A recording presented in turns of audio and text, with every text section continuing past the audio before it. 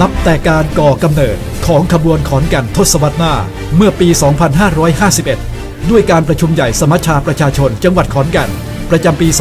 2551 เหลียวหลังมองปัจจุบันกับความคาดหวังขอนแก่นทศวรรษหน้าเพื่อรับฟังข้อเสนอต่อข้อห่วงใยต่างๆของประชาชนและนำไปสู่การเปิดเวทีระดมความคิดเห็นเพิ่มเติมในประเด็นสาระสำคัญอาทิเศรษฐกิจขอนแก่นในทศวรรษหน้าการศึกษาขอนแก่นในทศวรรษหน้าอุตสาหกรรมขอนแก่นในทศวรรษหน้าพลังงานขอนแก่นในทศวรรษหน้าภาวะโลกร้อนกับการพัฒนาเมืองและอื่นๆรวมทั้งสิ้น 17 เวทีก่อนที่จะได้มีการนำข้อเสนอและข้อมูลมาสังเคราะห์จัดทำเป็นวิสัยทัศน์และยุทธศาสตร์การพัฒนาขอนแก่นในทศวรรษหน้าว่าจะเป็นจังหวัดอยู่เย็นเป็นสุขและน่าอยู่ที่สุดในโลกพร้อมกับยุทธศาสตร์การพัฒนา 6 ด้าน 1. เขียวและสะอาด 2. สุขภาวะสิ่งแวดล้อมดีปลอดภัย 3. ทันสมัยสมดุลและยั่งยืน 4. ธรรมาภิบาล 5. ประชาธิปไตยมีส่วนร่วมและ 6. การพัฒนาทรัพยากรมนุษย์ขอนแก่นทศวรรษหน้าวางตำแหน่งตนเองเป็นพื้นที่กลางในกระบวนการสร้างการมีส่วนร่วมในการจัดทำแผนและยุทธศาสตร์การพัฒนาจังหวัดซึ่งประกอบไปด้วยภาครัฐองค์กรปกครองส่วนท้องถิ่นภาคเอกชนภาคประชาสังคมองค์กรชุมชนและประชาชนทั่วไปโดยใช้พื้นที่ขอนแก่นเป็นฐานในการเชื่อมโยงการพัฒนาปี 2553 ขบวนขอนแก่นทศวรรษหน้าได้เชื่อมโยงการทำงานกับคณะกรรมการสุขภาพแห่งชาติหรือสช.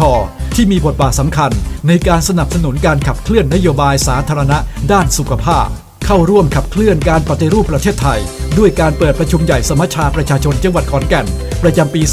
2554 สารพลังสร้างความเข้มแข็งให้ภาคพลเมืองในการแก้ปัญหาความเหลื่อมล้ำและสร้างความเป็นธรรมให้เกิดขึ้นในจังหวัดขอนแก่นภูมิภาคอีสานและประเทศไทยปี 2556 เข้าร่วมขับเคลื่อนการเมืองภาคพลเมืองกับสถาบันวิจัยชุมชนท้องถิ่นพัฒนาหรือ LDI ด้วยการสร้างพื้นที่กลางการแก้ไขปัญหาความขัดแย้งทางการเมืองต่อเนื่องมาจนถึงปี 2558 ได้ทำการจัดตั้งศูนย์ประสานงานภาคีพัฒนาจังหวัดหรือสปจ.ขอนแก่นเพื่อสร้างตัวตนของภาคประชาสังคมให้มีความชัดเจนผ่านไป 8 ปีขบวนขอนแก่นทศวรรษหน้าได้มีการทบทวนยุทธศาสตร์พร้อมจัดทำเป้าหมายร่วมการพัฒนาโดยมีผู้นำภาคีเครือข่ายเข้าร่วมอย่างกว้างขวางได้ภาพฝันภาพแรกขอนแก่นเป็นเมืองสง่างามมีความเป็นธรรมและสงบ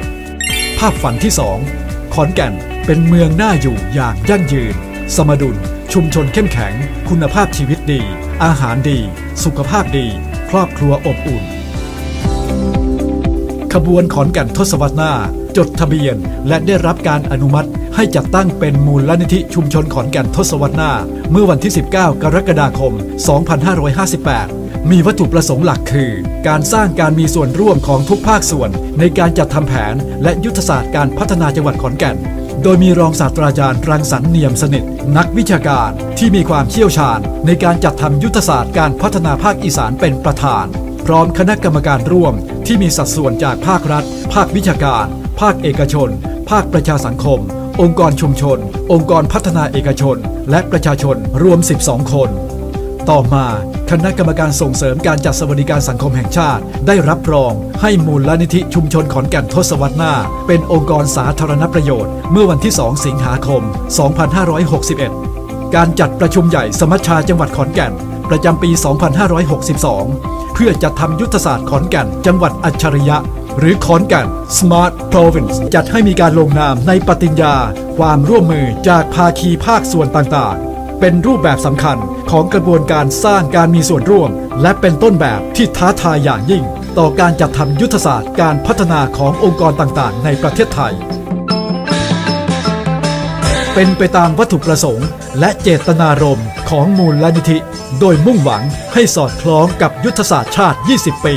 นโยบายรัฐบาลพร้อมทั้งเติมเต็มยุทธศาสตร์ Smart City 2029 ของจังหวัดขอนแก่นโดยหลังจากเสร็จสิ้นกระบวนการจะได้จัดทำเป็นยุทธศาสตร์การพัฒนาองค์การบริหารส่วนจังหวัดขอนแก่นประจำปี 2565 ถึง 2568 ซึ่งองค์กรปกครองส่วนท้องถิ่นจังหวัดขอนแก่นจะนำไปใช้เป็นกรอบในการจัดทำแผนพัฒนาท้องถิ่นจังหวัดขอนแก่นโดยจะไม่ทิ้งใครไว้ข้างหลังให้ได้อย่างแท้จริงต่อไปด้วยจิตคารวะ